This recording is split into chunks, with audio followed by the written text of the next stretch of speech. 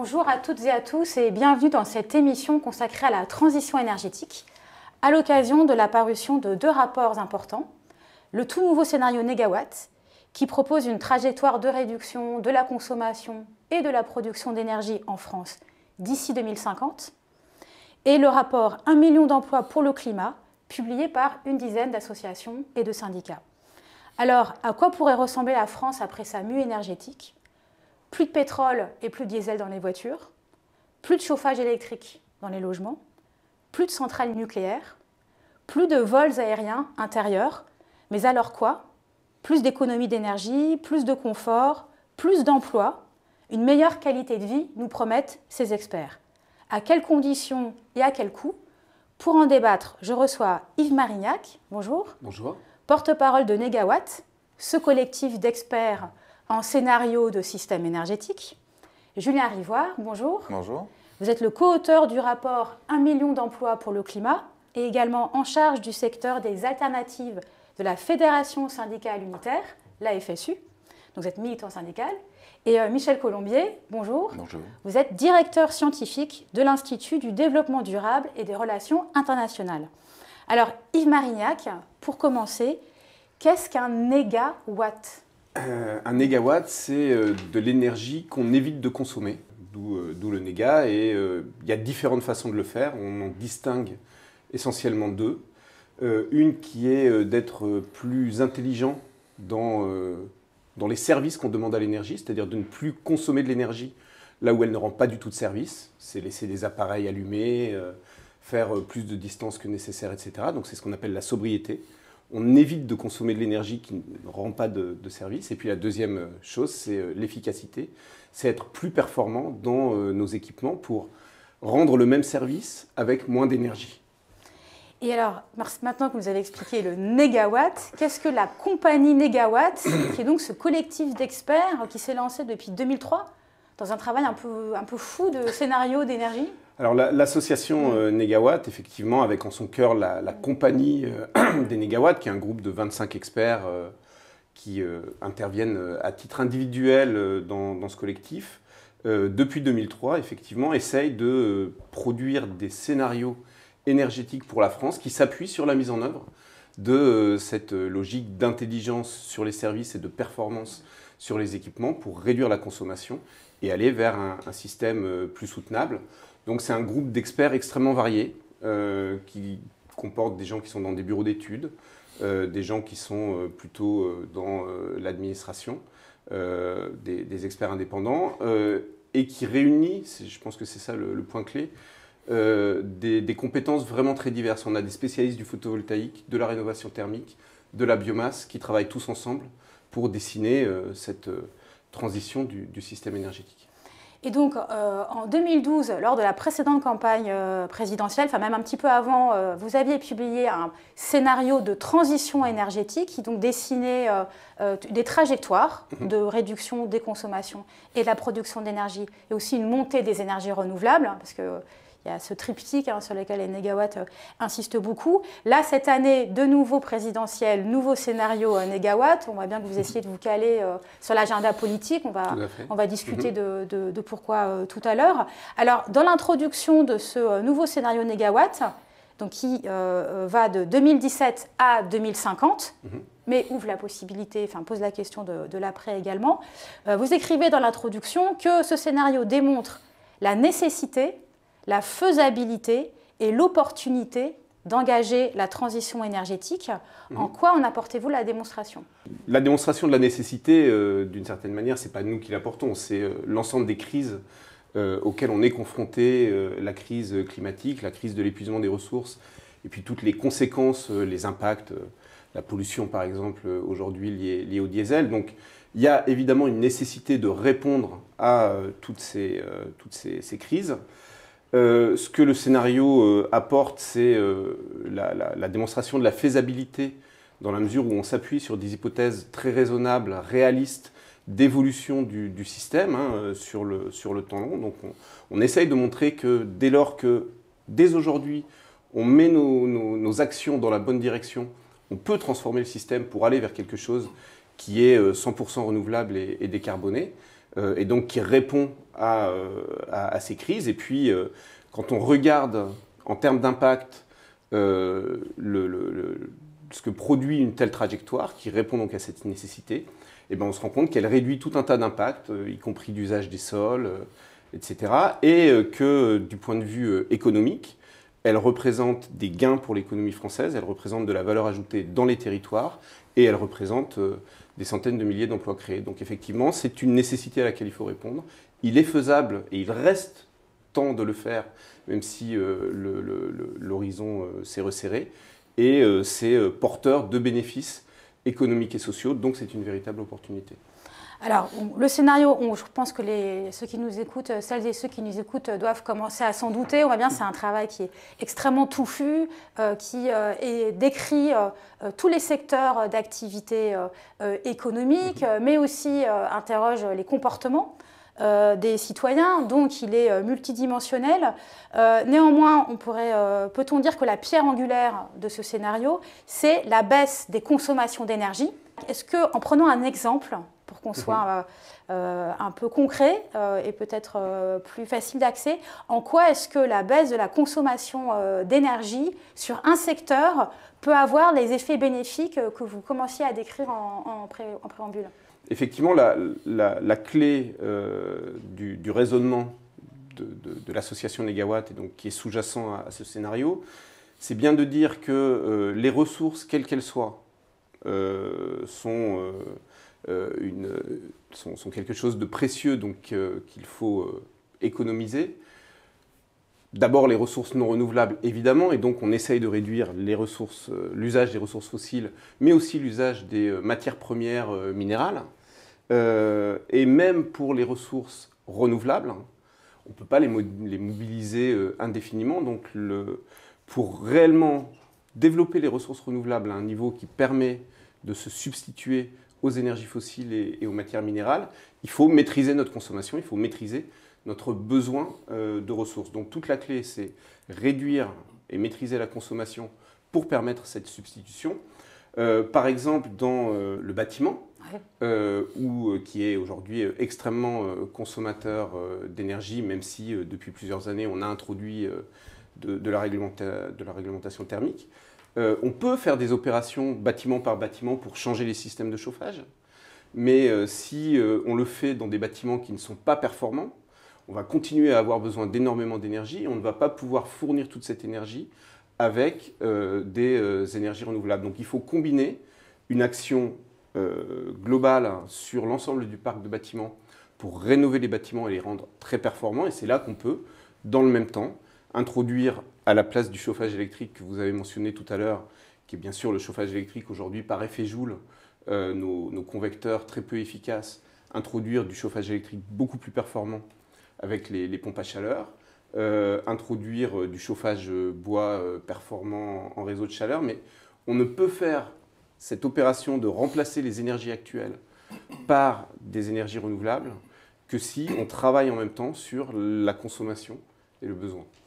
Alors, vous venez de prendre l'exemple des bâtiments et donc notamment du logement. Là, je me tourne vers vous, Julien Rivoire, parce que quand vous entendez cette description de la transformation d'un système énergétique, dans l'optique quand même, il faut peut-être le redire, de réduire les émissions de gaz à effet de serre, de respecter notamment l'accord de Paris sur le climat, en tout cas les objectifs climatiques auxquels la France est engagée, c'est-à-dire quasiment plus d'émissions de carbone à horizon 2050. Donc c'est quand même un changement gigantesque de notre économie. Ça veut dire aussi des cessations, en tout cas des réductions d'activité de certains secteurs. Et donc vous, Julien Rivoire, quand vous entendez ça, en tant que militant syndical, ne craignez-vous pas que cette mutation énergétique ne détruise des emplois? C'est un risque. C'est un risque qui peut être contrecarré s'il y a une volonté politique et des dispositifs qui permettent justement de prendre en charge les salariés qui seraient impactés et des dispositifs qui permettent justement de sécuriser les salariés. Il y a des propositions qui émanent des syndicats de sécurité sociale professionnelle, de statut du salarié, qui permettraient aux salariés, justement, y compris impactés, de garantir leur qualification, leurs revenus pendant un temps de formation. Mais cela implique effectivement de prendre l'ensemble des dimensions et d'avoir une prise en compte des dimensions sociales et des enjeux aussi pour les salariés dans leur ensemble. Et donc, dans le rapport que vous avez co-rédigé avec un ensemble d'ONG, d'associations et de syndicats, vous allez assez loin parce que vous dites on peut créer 1 million d'emplois pour le climat. Alors, si j'ai bonne mémoire, la dernière fois qu'on avait entendu quelqu'un promettre 1 million d'emplois, c'était Pierre Gattaz, c'était le MEDEF, en échange d'allègement de la fiscalité des entreprises. Comment vous expliquez pourquoi 1 million d'emplois? Et par quel mécanisme est-ce que autant d'emplois pourraient être créés selon vous dans cette perspective de lutte contre le dérèglement climatique? 1 million d'emplois, au-delà du chiffre, qui est aussi une forme de slogan pour inviter justement à penser, à espérer dans une période un peu morose sur la question du chômage, c'est d'envoyer un double signal. C'est de dire, face effectivement à la crise climatique, à la crise environnementale, on doit agir et donc revoir nos modèles de production. Cela crée des emplois et on s'inspire, on est dans la filiation, j'allais dire, de tous les travaux de Négawatt. C'est aussi apporter une réponse à une crise durable depuis des dizaines d'années, qui est la crise du chômage, la crise de la précarité, qui impacte profondément notre société.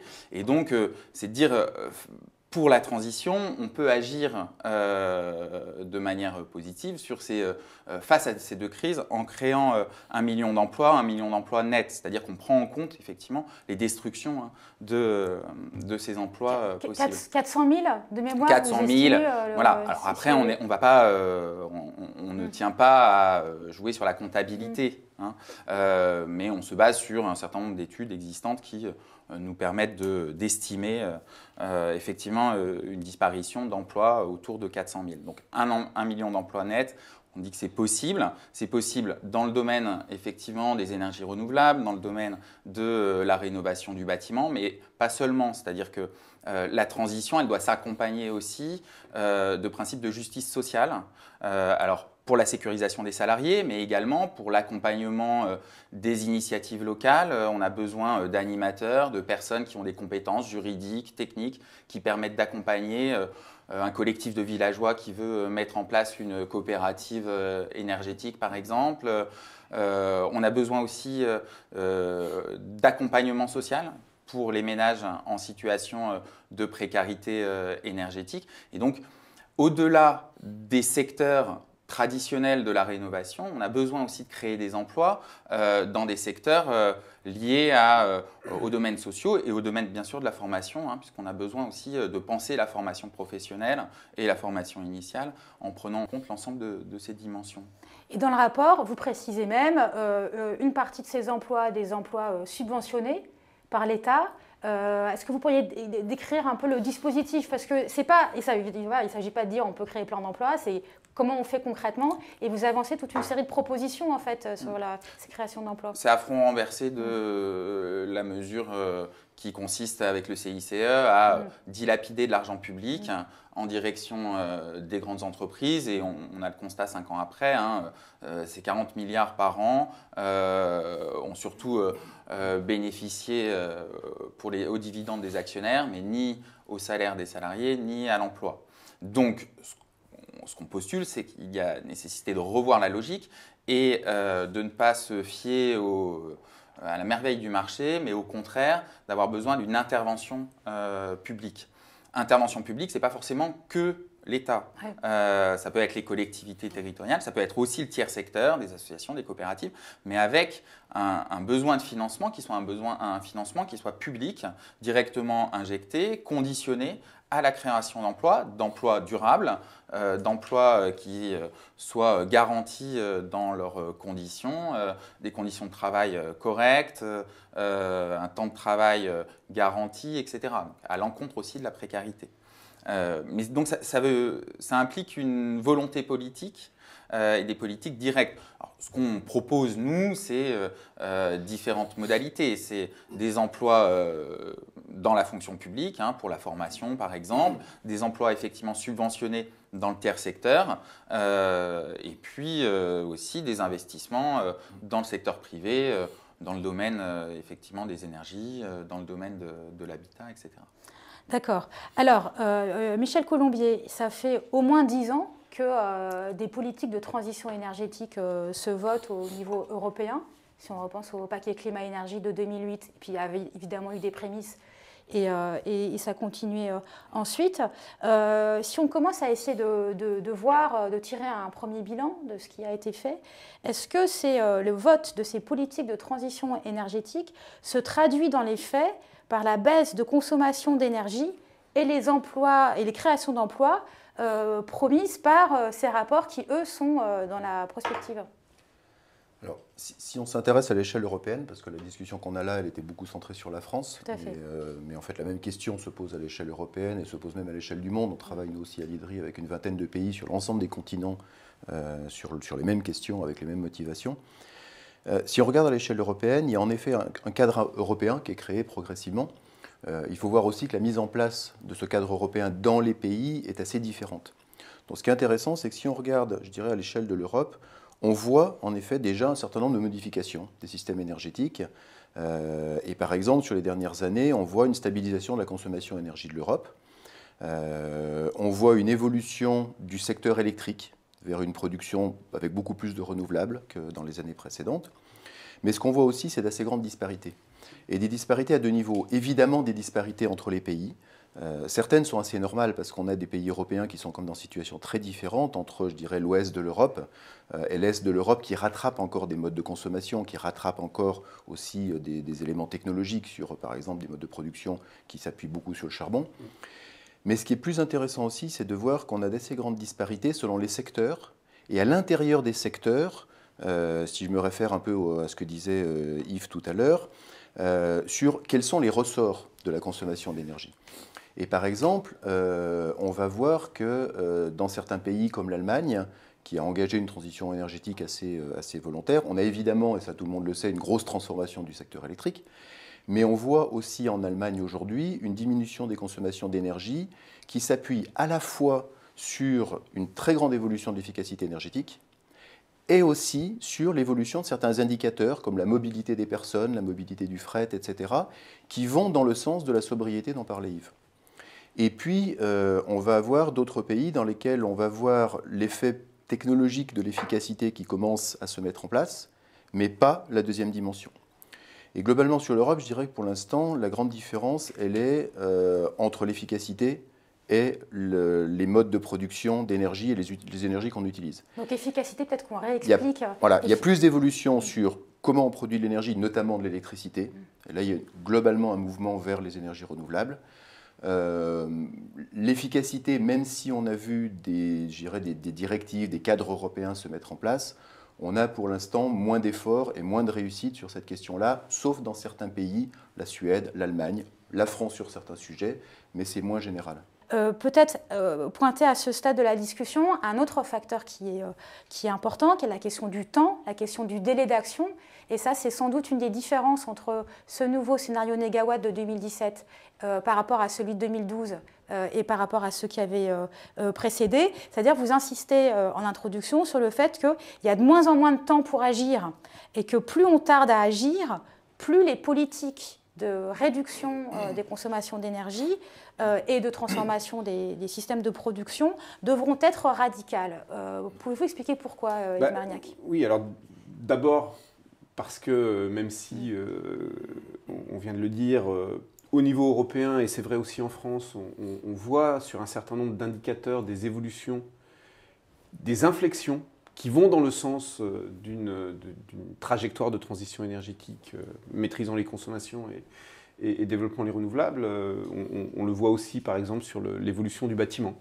Il y a moins de maisons individuelles, par exemple, en nouvelle construction, ce qui permet petit à petit de réduire les surfaces moyennes par habitant, etc. Donc on a des indicateurs positifs, mais avec un rythme, disons, d'évolution qui est tout à fait insuffisant par rapport à celui qui est nécessaire pour transformer notre système, nos modes de consommation, nos besoins de consommation et donc ajuster nos productions en lien avec les contraintes qui sont effectivement fondamentales dans tous ces exercices et notamment celle de lutter drastiquement contre le changement climatique et donc de réduire très fortement nos émissions pour arriver à une neutralité carbone en 2050.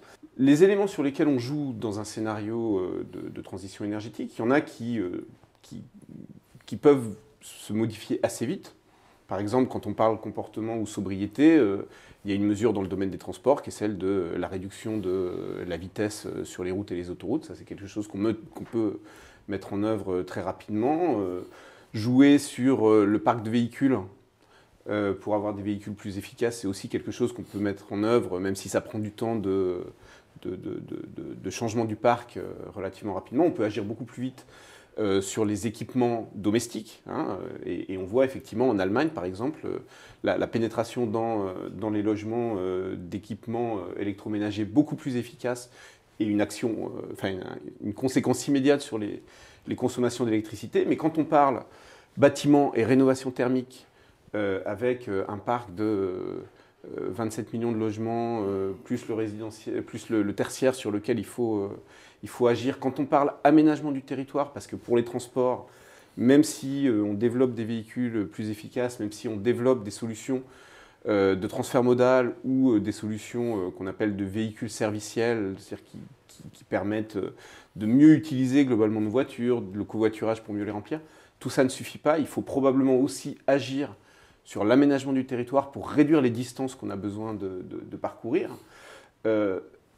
L'aménagement du territoire, les bâtiments, la transformation du système industriel, c'est des choses qui se comptent en décennies et qu'on ne peut pas, même si on le décrète aujourd'hui, transformer en 10 ans. Donc, par rapport à un scénario de 2012 et aujourd'hui un scénario de 2017, on a choisi de conserver le même horizon de temps, 2050, parce que symboliquement, il nous semble important, mais ça veut dire 5 années de moins pour agir, et la transformation qu'on représentait sur 40 ans, il faut maintenant la représenter sur 35. Donc évidemment, les contraintes sont plus fortes. Et ce qu'on dit, c'est qu'on arrive, en ayant renforcé le scénario, en ayant approfondi l'analyse sur l'ensemble des gaz à effet de serre, on arrive à un scénario de neutralité carbone à l'horizon 2050.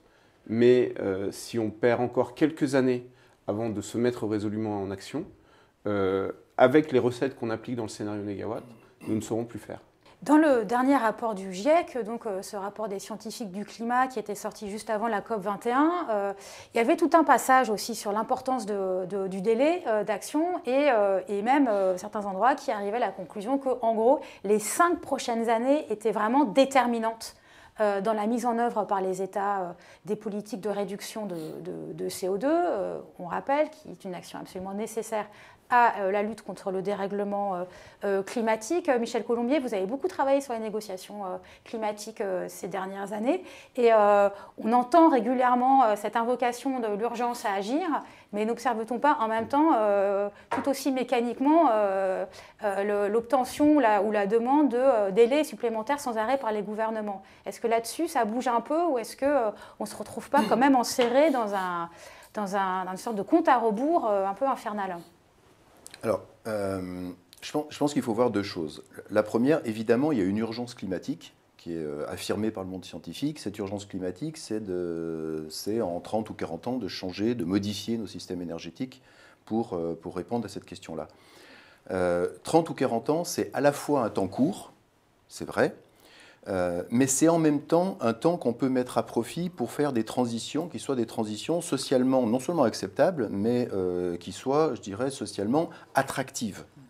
Donc la question de la transition est importante, parce que parfois, quand on parle de l'urgence, on a le sentiment qu'il faudrait d'un seul coup prendre des mesures radicales, et ces mesures radicales, elles, seraient disruptives de tas de questions, de précarité énergétique, etc. Donc je pense que c'est important quand même de tenir ce discours, à la fois, oui, il y a une urgence, mais l'urgence, c'est bien de mettre en place les éléments de politique publique qui nous permettent de s'engager sur ces transitions. Et juste donner quelques exemples pour être concret. Si on compare, je disais, les évolutions sont très différentes entre les pays. Donc, dans les scénarios, on a l'impression qu'il y a des parts d'utopie ou de volontarisme. On dit, il faudrait ci, il faudrait ça. Et une des questions, c'est toujours, est-ce que c'est possible ? L'intérêt de regarder ce qui se passe dans différents pays, dans différents contextes ou dans différentes géographies, c'est de voir par exemple que sur les 10 ou 15 dernières années, en France, on parle sans arrêt d'augmenter la part du fret dans le ferroviaire, et on a l'impression que c'est une utopie, que ce n'est pas faisable. En Allemagne, dans le même temps, elle a doublé. Donc il se passe bien quelque chose. On est dans le même réseau européen, dans les mêmes échanges économiques sur un marché unique. Et en Allemagne, on passe à 30% de fret, pendant que nous, on diminue la part de fret chez nous. Donc ça, c'est lié à un certain nombre de politiques publiques qui sont à la fois des politiques d'investissement, d'infrastructure. Pour offrir un service public de transport dans une ville, il faut 10, 15 ans avant que ce service soit réellement une alternative à la voiture. Si on demande aux gens de descendre de la voiture alors qu'il n'y a pas d'autre solution, ils ne le feront pas et c'est une contrainte. Si on leur propose de le faire alors qu'on a mis en place des solutions différentes, une ville organisée différemment, un lieu de travail plus proche de l'habitat, etc., c'est possible. Donc ça, je pense que c'est très important. Et la vraie question aujourd'hui, c'est de savoir si on a des gouvernements qui commencent, dans chacune des dimensions de leur politique publique, à se poser les questions de quelles sont les politiques qui doivent commencer à organiser cette transition. Certaines, comme par exemple l'isolation des bâtiments, c'est quelque chose qu'on peut démarrer dès aujourd'hui, je dirais à l'échelle industrielle, entre guillemets, c'est-à-dire qu'on peut démarrer des investissements. Pour d'autres, parfois, c'est des politiques d'anticipation sur de quelle formation on a besoin, quels jeunes il faut mettre sur le marché demain. On parlait d'emploi, ce n'est pas juste une question des emplois d'aujourd'hui. Cette transition, dans 10 ans, dans 15 ans, c'est des personnes nouvelles qui arrivent sur le marché du travail. Encore faut-il former les personnes dont on aura besoin dans 10 ou 15 ans, sinon on va se retrouver avec des cohortes de gens qui n'auront pas de travail et on voudra faire des choses pour lesquelles on ne trouvera pas de salariés. Donc ça, je pense que la discussion qu'on a eue à Paris l'an dernier a quand même beaucoup changé l'approche des gouvernements par rapport à cette affaire-là. Je ne suis pas en train de dire la COP21. Je suis en train de dire que c'est fait. Mais on a changé la nature de la discussion. C'est-à-dire que pendant 15 ou 20 ans, on a discuté sur des réductions d'émissions. Je ne sais pas trop ce que ça voulait dire, mais il fallait être vertueux, il fallait diminuer les émissions. Parce qu'on avait une injonction des scientifiques. Dans la discussion, c'était on diminue pas, tu diminues, je diminue, etc. À Paris, on a discuté différemment. On a commencé à discuter d'une économie de la transition. Est-ce que c'est possible? Est-ce que c'est bénéfique? Comment c'est faisable dans différents contextes? Et c'est pour ça que nous aussi, on a travaillé avec des pays très différents, en Amérique latine, en Afrique, en Asie, pour se demander dans chaque contexte pays, est-ce que cette transition est possible? Elle est différente, elle a des ingrédients communs, mais elle est différente entre les différents pays, parce que nos transitions ne sont pas les mêmes. Et Paris a mis les gouvernements face à cette responsabilité de concevoir, avec leur société civile, avec le monde économique, des transitions qui puissent nous amener à cette vision nouvelle d'une économie énergétique. Donc de ce point de vue-là, je pense qu'il y a quelque chose qui est en place. C'est évidemment encore tâtonnant. Et puis on a évidemment des événements politiques qui facilitent ou ne facilitent pas ces discussions au niveau international. C'est l'élection de Donald Trump. L'élection de Donald Trump récemment, ou le Brexit aussi, qui complique un petit peu la donne au niveau européen. Mais je pense qu'on a un changement d'attitude. Et c'est ce changement d'attitude qui est intéressant et qui doit permettre à l'ensemble des acteurs, la société civile, comme les personnes qui sont ici aujourd'hui, mais aussi les agents économiques, etc., de s'emparer de ce changement d'attitude pour se poser la question et mettre en place des politiques au niveau des pays. Alors, Julien Rivoire, c'est quand même, ce qu'on entend là, c'est quand même un sacré défi pour les salariés.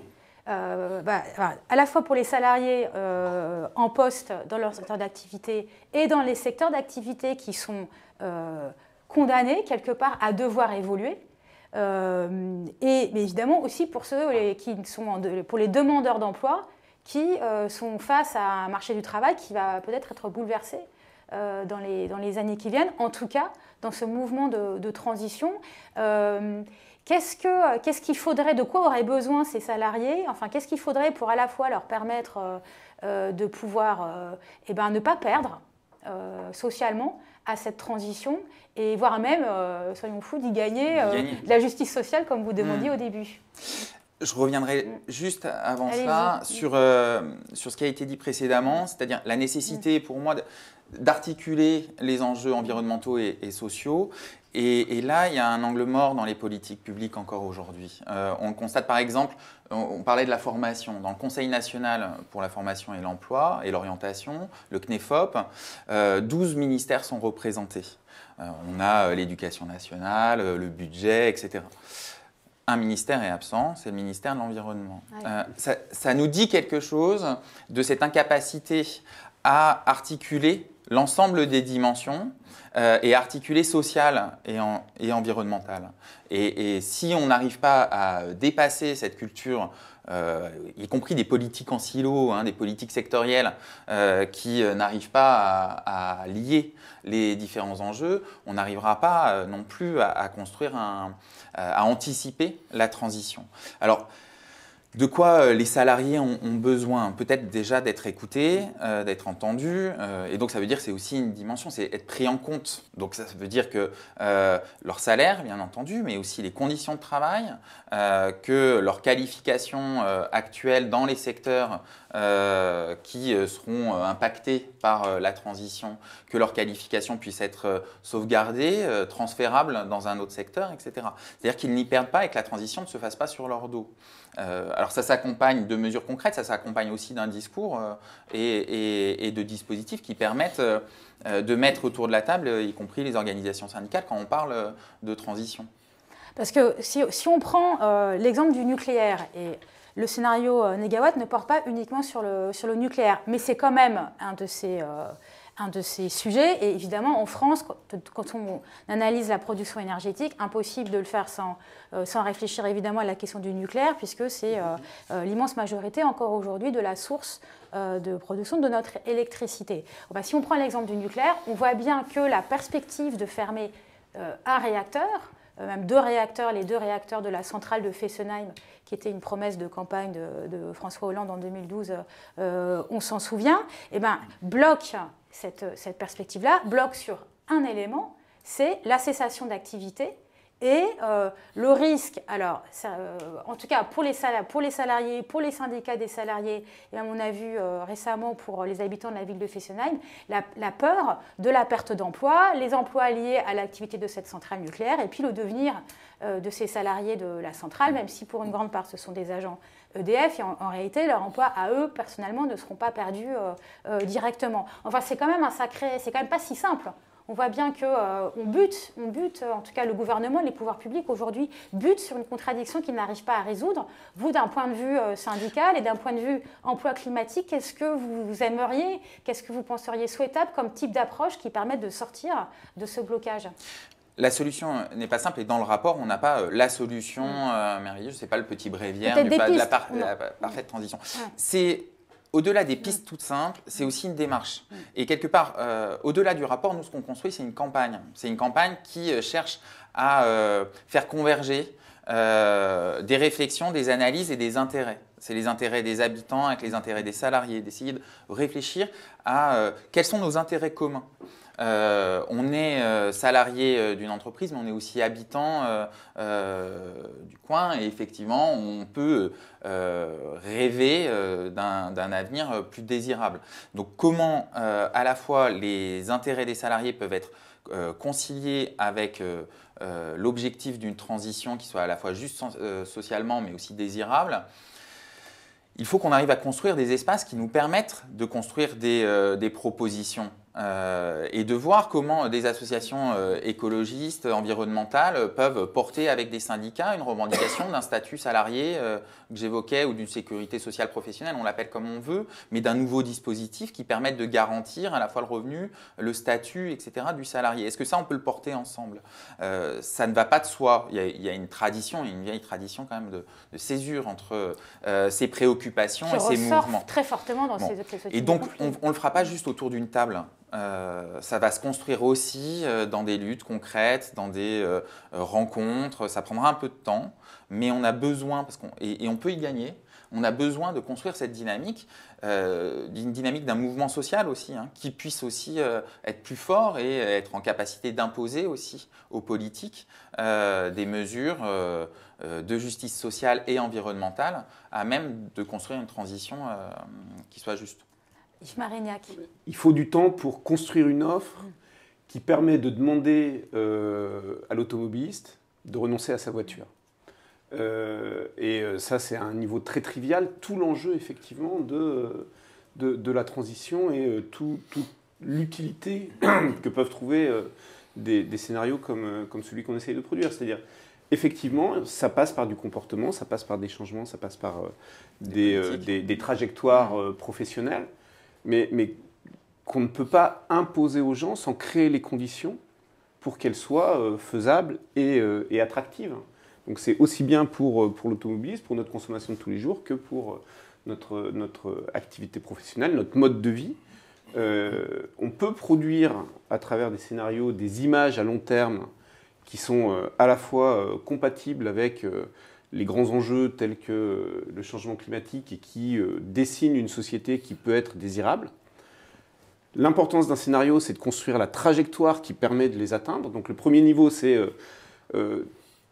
imaginer ensemble quelque chose qui dessine un intérêt commun. Je crois que c'est vraiment fondamental, parce que s'il n'y a pas cette envie d'aller ensemble quelque part, on ne met pas la société en action.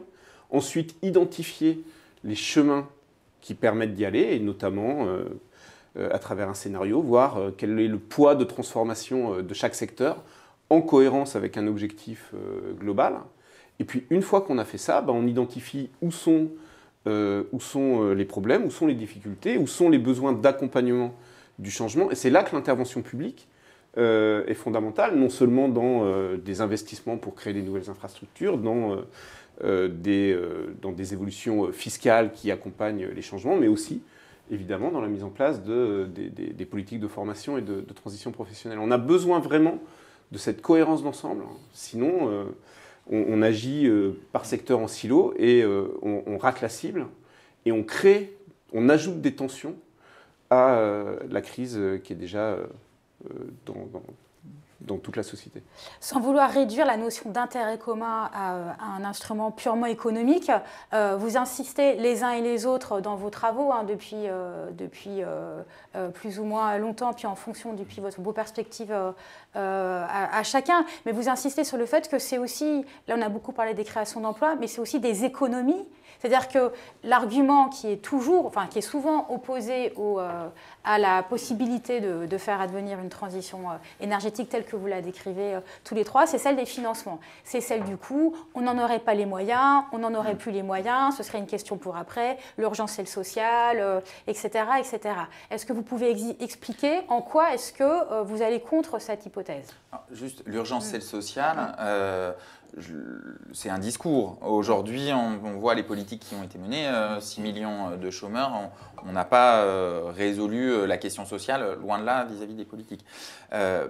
Créer des emplois, c'est créer aussi de l'activité, des cotisations sociales pour la sécurité sociale.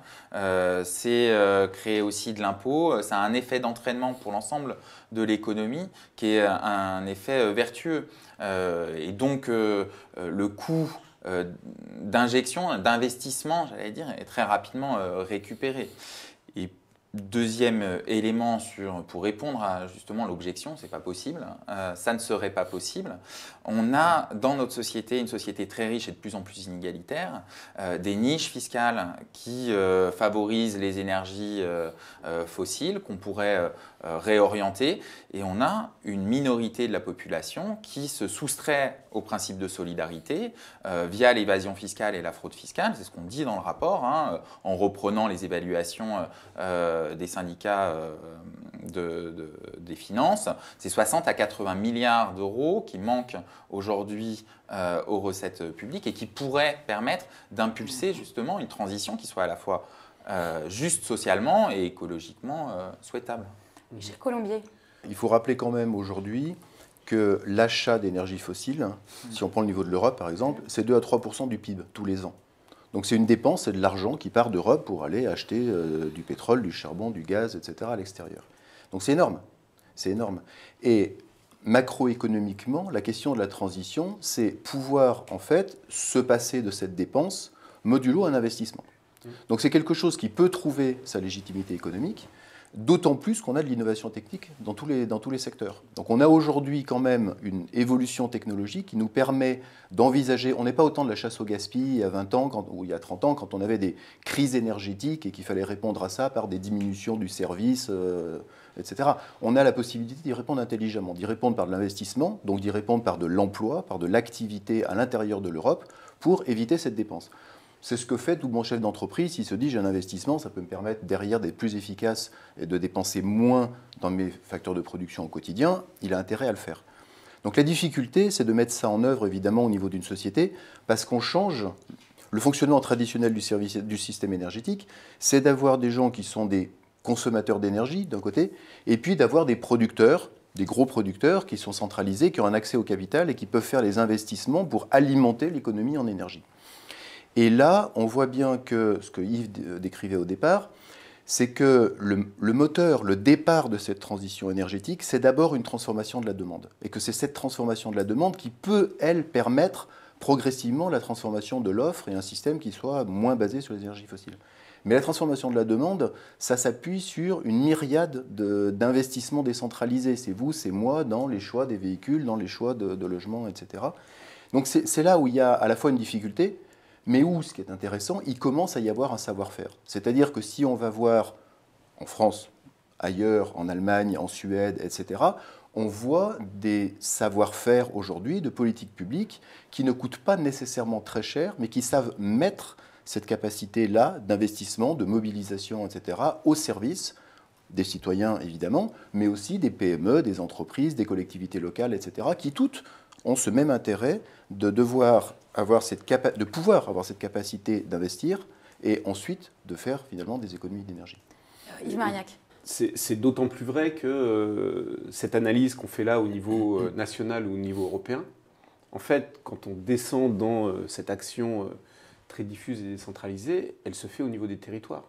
Il n'y a pas de hasard si aujourd'hui les collectivités territoriales sont un des moteurs de cette transition énergétique, parce qu'à l'échelle française, effectivement, on transfère des dizaines de milliards qui sont aujourd'hui dépensés en importation d'énergie fossile dans de l'action sur la maîtrise de l'énergie, donc la rénovation thermique par exemple, dans la mobilisation des énergies renouvelables, dans la transformation, on n'en a pas encore parlé, mais aussi du secteur agricole, hein, qui doit à la fois continuer à nous alimenter évidemment, mais aussi fournir des ressources agricoles pour l'énergie, pour les matériaux. Donc cette mobilisation pour la transition énergétique, elle se fait réellement à un niveau très proche des collectivités, des acteurs dans les territoires. Et c'est pour ça qu'elle est porteuse de sens, et que petit à petit, ces acteurs-là, on l'a vu d'ailleurs à la COP21, hein, ces acteurs sont en demande du changement d'attitude de la part des gouvernements dont on parlait tout à l'heure.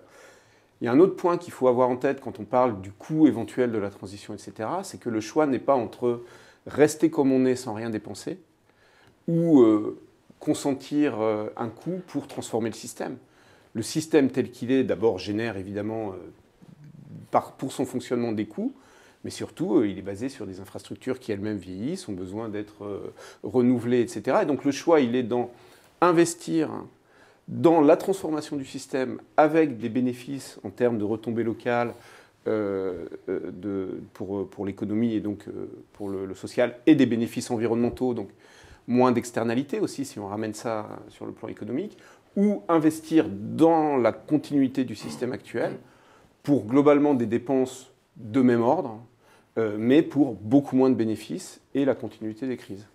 On va arriver vers la fin de l'émission, mais il y a quand même un paradoxe, semble-t-il, qui ressort de ce que vous dites tous les trois. C'est qu'à la fois, on voit bien qu'il y a une expertise qui est précise, qui est documentée et qui permet de faire des comparaisons dans le temps, entre pays, etc. Donc il y a un savoir aujourd'hui constitué et qu'on sent assez dynamique, assez fécond sur la transition énergétique. Et à côté, il y a quand même un vide énorme de discours politiques en France sur ces questions de transition énergétique. Or, on sent bien dans ce que vous dites qu'il y a besoin absolument qu'il y ait un entraînement de la société et que cette transition énergétique ne se fera que si elle est portée à un moment par des citoyens, par des élus, par des responsables, par des ménages, par des familles.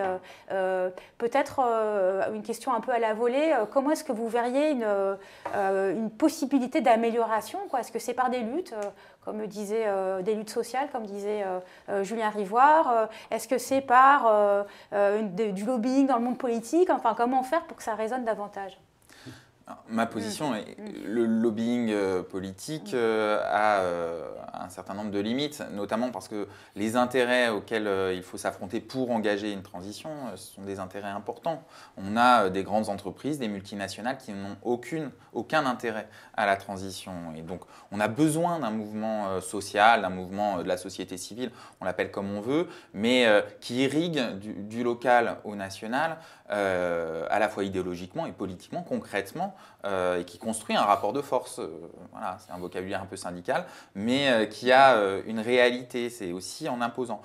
Tout en nuançant quand même ce que vous dans votre introduction. On n'est pas à la hauteur des enjeux aujourd'hui, mais il y a une dynamique. Négawatt existe. Ce qu'on propose avec la campagne 1 million d'emplois climatiques existe. Il y a des discours politiques qui quand même existent. Donc, et il y a une myriade d'initiatives. On pense à Alternativa l'an dernier, etc. La mobilisation de la société civile au moment de la COP, etc. Donc, on a des dynamiques en germe qu'il faut effectivement réussir à amplifier, à dynamiser, et toujours en essayant de marcher, à mon avis. C'est comme ça qu'on arrivera aussi à construire un front fort, en marchant sur nos deux jambes, la question sociale et la question environnementale, toujours liées. Michel Colombier. Moi, je crois qu'il y a deux choses. Il y a déjà un changement de perspective qui n'est pas évident. C'est-à-dire que, moi je me rappelle quand on était petit, on apprenait quand même la Russie, les États-Unis, l'Europe, en sachant combien on consommait d'énergie, combien on produisait d'acier. C'est ça qui faisait la force d'une nation. Bon, là, c'est un changement total de perspective. C'est de dire la force des nations, elle est ailleurs. Je crois que ce n'est pas encore passé. C'est pas encore passé. Le rôle des gouvernements jusque-là, c'était d'assurer qu'il y aurait assez d'énergie pour que l'économie fonctionne. Et les économies d'énergie, c'était des crises. Donc il y a un renversement total de perspective qui n'est pas facile. Il faut arriver à l'expliquer. La deuxième chose, c'est que on part en général de la question environnementale comme une injonction en disant il faut le faire. Et après, la question, c'est est-ce que c'est acceptable, est-ce que c'est pas acceptable, est-ce qu'on peut le faire passer. Moi, je pense, et on l'avait vu dans le débat sur l'énergie, quand on voit ce qui se passe au niveau de la mobilisation des gens sur le terrain, que de toute façon, transition, il va y avoir. Elle peut être plus ou moins bénéfique pour les gens, mais il y a tout un certain nombre d'autres raisons pour lesquels il faut souhaiter une transition, mais surtout souhaiter une maîtrise publique de la transition. On a parlé des questions d'équité sociale. Aujourd'hui, les gens qui sont expulsés loin des villes, parce que c'est trop cher de vivre en ville, et on est un pays très polarisé, mais qui néanmoins doivent travailler à 40 km, en fait, c'est eux qui payent la facture du modèle qu'on a aujourd'hui. C'est eux qui, sur des salaires assez bas, dépensent énormément d'argent dans les transports parce qu'ils ne peuvent pas dépenser de l'argent dans un loyer ou dans l'achat d'une maison. Donc là, il y a une inégalité flagrante du système actuel et c'est aussi à ces questions-là qu'il faut répondre. Donc ce n'est pas juste des injonctions environnementales et puis il faudrait faire avec. Donc je pense qu'il y a ça déjà, c'est-à-dire que les logiques pour lesquelles on souhaite cette transition ne sont pas encore forcément comprises. Après, il y a des intérêts. Mais il faut bien comprendre là aussi qu'on est en train de faire naître de nouveaux intérêts. Alors, on est comme toujours, il y a une vieille société, une nouvelle société. On a ce débat d'une façon générale sur les questions d'ubérisation, entre guillemets, ça ne veut pas dire grand-chose. Mais on est dans un moment de changement et on est dans un moment où il y a des nouveaux intérêts qui naissent. Il y a des intérêts qui sont menacés par cette transition. Et oui, c'est une lutte entre un monde ancien et un monde nouveau. Et je pense que ça, c'est l'affaire de tout le monde, c'est l'affaire de citoyens. C'est l'affaire du monde économique aussi d'avoir l'intelligence de se mettre là-dedans, et certains le font. Et c'est l'affaire des dirigeants, pour certains, d'essayer de comprendre ce qui est en train de se passer et de l'anticiper si on veut que ça se passe bien. Yves Marignac, pour le mot de la fin. Moi, je crois que ces évolutions, effectivement, elles existent, que c'est en train d'infuser la société, même s'il reste des pans entiers de la société qui refusent ce changement, et puis même si, comme Michel vient très bien de le dire, dans les représentations collectives,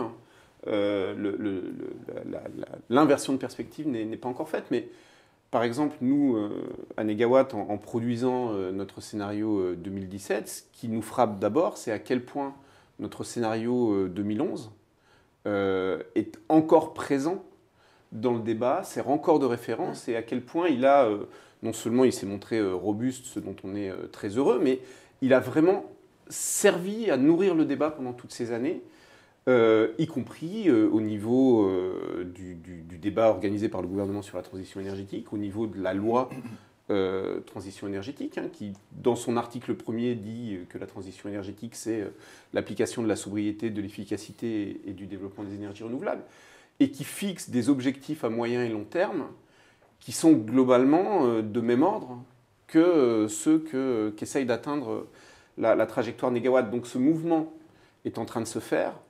Ce qui manque encore, c'est probablement de rendre intelligible dans le court terme, qui est l'horizon des politiques, l'intérêt et l'utilité de ces actions et de ces politiques publiques. C'est-à-dire que on fait, je pense, les uns et les autres, émerger progressivement, et un nombre croissant d'acteurs y adhèrent, l'idée que c'est notre intérêt commun d'organiser cette action et d'aller dans cette direction, par nécessité et par opportunité.